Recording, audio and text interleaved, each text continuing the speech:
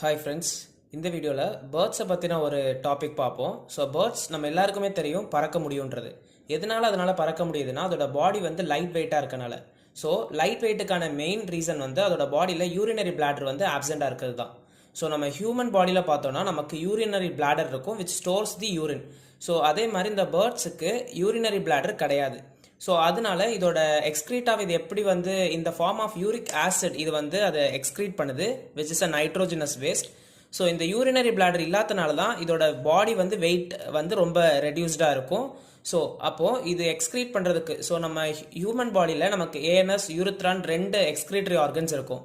But in terms of birds அவங்களுக்கு ஒரே ஒரு எக்ஸ்க்ரீட்டா தான் which is called cloaca. So இந்த குளோயேக்கா வழியாக தான் ரிப்ரொடக்ஷனுமே நடக்கும். ஸ்பெர்ம் ரிலீஸ், எக்ஸ் லே பண்ணுறது, முட்டை போடுறது எல்லாமே.